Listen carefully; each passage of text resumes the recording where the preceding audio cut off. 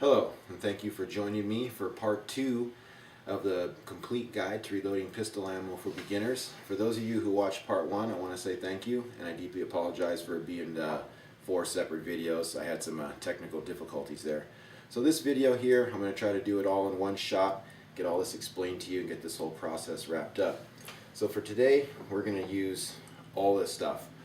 I'm not going to list it off now, I'll go through and explain it as I go. But the main stuff we're going to need before we can even get started with this last step is we're going to need powder, bullets, and our load data.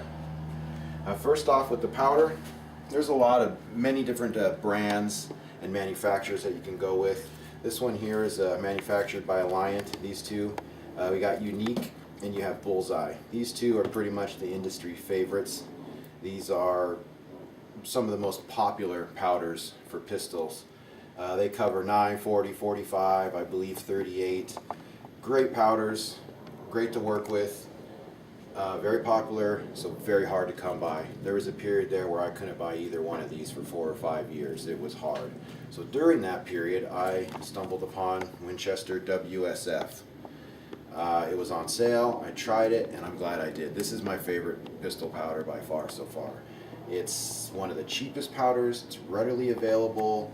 It meters well, it works with 9, 40, 45, and most importantly, a nice little side effect is extremely clean shooting. I can shoot a Glock 50 rounds through it. The tip doesn't show any discoloration, doesn't even look like the gun's been fired. So this is what I'm going to be using today. So, next is bullets. When it comes to reloading for me, I pretty much reload for mainly target and training shooting. So I'm looking at a lighter weight bullet to keep the cost down. I'm looking for the lowest amount of cost, highest volume of ammo. So for that, I stick with plated bullets. You can use full metal jacket or plated if you want to keep every cost down, but the plated bullets are much cheaper, and in my opinion, they don't perform any different. The word is on the plated bullets, you can't load them as high as a full metal jacket, but I load in the middle range on the powder anyway, so they work fine for me. There's two main manufacturers. You got Barry's, very good product. They have a wide variety of calibers, bullet shapes. They're the most expensive of the two. The one that I've been using exclusively now is Extreme Bullets. Extremely happy with these, very high quality, extremely consistent. They're very shiny, they last, they don't tarnish. Very happy, that's what I'll be using today. I have a small little batch set aside of 9, that's what's in this here. And then our last thing we need before we get started is our load data. And by load data, it's going to tell you which powder with which bullet you're using. Usually it's a list, and you can get it through a book. Each ammo manufacturer, press companies, everyone's got a book you can buy. This one here came with my Hornady Classic Lock and Load set. So we'll go ahead and look in this. So we're using WSF with a 115 grain 9mm round nose bullet. So we'll go in here to the 9mm page, 115 grain bullet. I see Bullseye, I don't see the WSF. So this is not going to be able to, we're not going to get any data out of this. So if that's the case, you can always go on the powder manufacturer's website and get load data. They pretty much all have it on there. Winchester is manufactured by Hogden. I go on there, I type in WSF, I click on the grains that I want the list to be made for. I went 115 to 147. Right here I got 115 grain full metal jacket, 4.9 to 5.7. I'm going to use 5.2 today to load these. It's give me a case overall length. You're going to also need to look for that data. It's got 1.169. I'm going to go with that number because I've used it before and I know it works well. I don't have any feeding issues. So we've got everything there we need. So now we need to set up our powder measurer. And for that, that's what this thing is here. This is an automatic meter. It has a little cup in there. This adjusts the cup every time you throw the handle, fills the cup, and it's supposed to throw, roughly around the same grain of powder.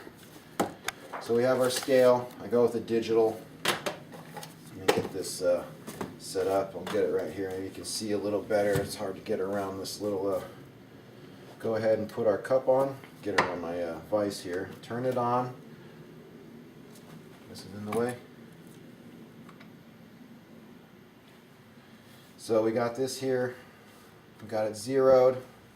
We'll go ahead and get our powder inside the measurer. Ooh, fresh one. I want to fill it up, you don't want it all sitting out there. We're not doing too much. I don't like to keep the lid off, even though we're here in California. It's fairly dry, but still, I was afraid of moisture getting in there. So we're going to throw one, see what we got for a weight. Now we're almost there right off the bat. That's 5.3. I was shooting for 5.2. I like to at least go at least 3 times. I want to see the same number. I want to make sure it's consistent before I trust it and keep going. It says 5.6, so I'm going to dial it down. You twist this little handle here, either clockwise or counterclockwise, to add or subtract. Let's see how much that shrunk it. It doesn't take much movement to get it down. Okay, now we threw a 5.4. This process can be a little tedious. It can get a little frustrating, but once you get this thing dialed in, it makes the last step go a lot quicker. We're at 5.6 again. It's not moving for us today. Just saw 5.5. Sometimes the atmospheric conditions can affect your weight. 5.4, 5.5. I'm still going to turn. Sorry if this part's a little boring, but it's good to see how everything works out, because it's not always perfectly smooth. You run into problems. There's a 5.2. Let's see what we see a second time.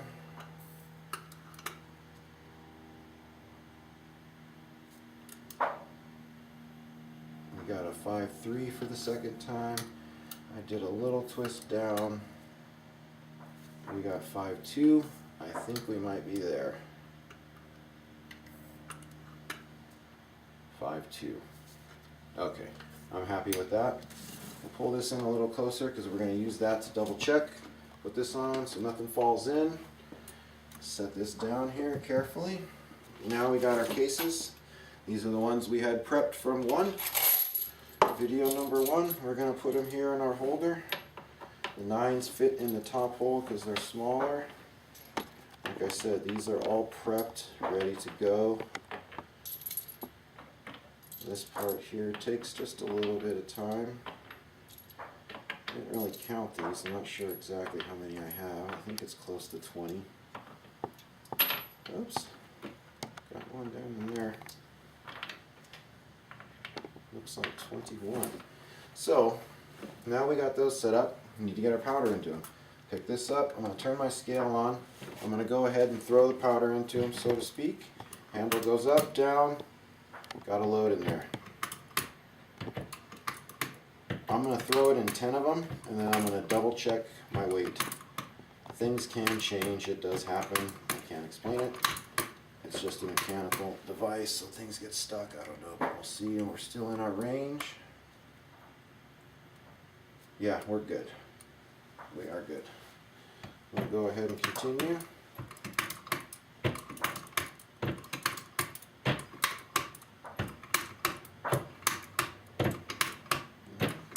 Two more to go. Okay, turn off our scale, set that down.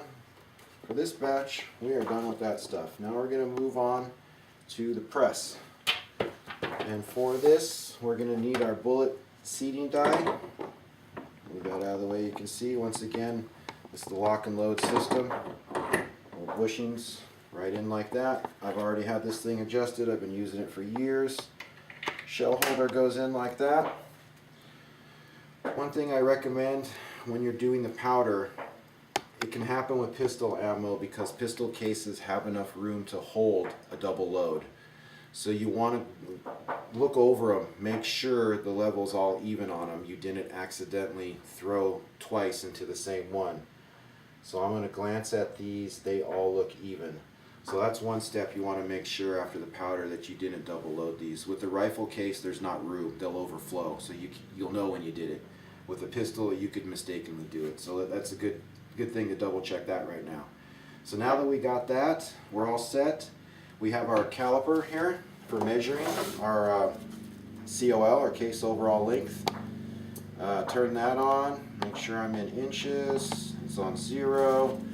Okay, so now we have our bullets. I'm going to dump a few out here, with easy access to them. Okay, we get it in, put it in our shell holder. Now, this die, like I said, has been set up, but I'm starting off fresh. So I always like to back it off a little bit, because I can make them taller, I can shrink them, but if I made them too short, it's a little hard to go back. So that's for the first one. I always like to just dial it back so we get a little idea where we are and we didn't go too short. Throw it down like that. Doesn't take anything as long as you have it lined up. Now we want to measure it. Make sure you get it just square. Ooh, we are a little short, so we're going to go ahead and turn it up a little bit more. It's short, but it's still within range, so I'm not going to worry about that one. But it's not exactly where I want it to be. So that one, this one should be a little taller. We're getting closer. And we're talking, thousandths of an inch, but I like to pick a number and I like to get right to it. It's the whole purpose of hand loading. You're trying to make stuff accurate and consistent, so you might as well take a few extra steps in this process. We are still a little low.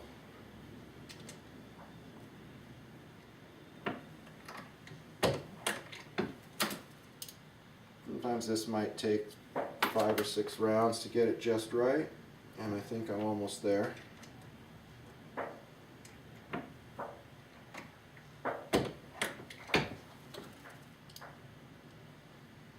.164. I'm going to open it just a little bit, and I bet you that should do it. Okay, we got 5 done in the process. Like I said, they're a little bit under, but they're still within the SAMI range of 9mm. And if you were to ever take out a box of factory ammo, there we go, we're right on. I'll go ahead and check about 2 more after this, and I'm going to not bother checking anymore. I'm pretty happy. I've been doing this, I've been using these bullets, they stay pretty much dead on. We're fine with that one.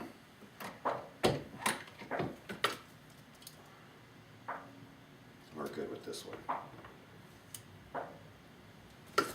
Go ahead and finish these out. See all this equipment laid out, looked like a ton of stuff, but it's not really a ton of work. I had a couple different powders to show, a couple boxes of bullets. But once you have the powder in the cases, this part goes quick. Especially if you don't have to measure each one, you know you got it set up right. Got everything dialed in. Makes it smooth. We're getting down here to the end.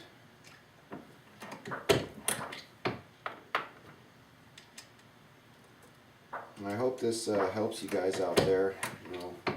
At least feel brave enough to tackle, maybe going into reloading on your own.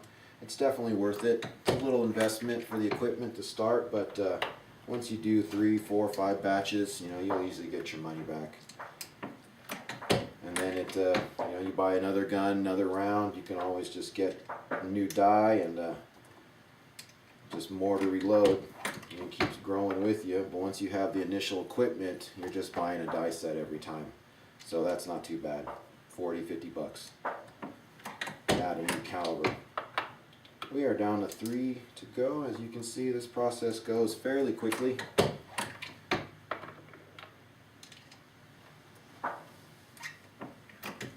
Last one.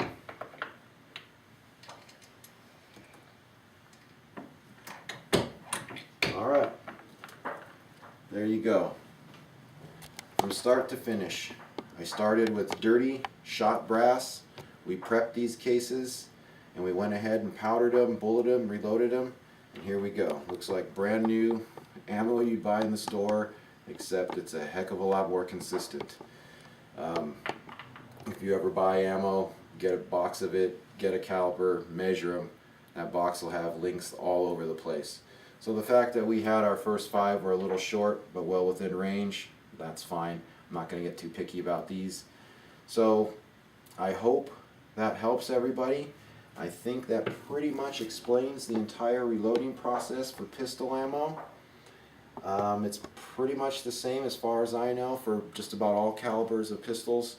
When you get into reloading rifle ammo, now that's a little different step because you have neck down cases, you have trimming involved, and there's a lot more steps. The process takes a lot longer. Pistol ammo, real simple. I recommend, if you want to thinking about doing it, go ahead and go for it.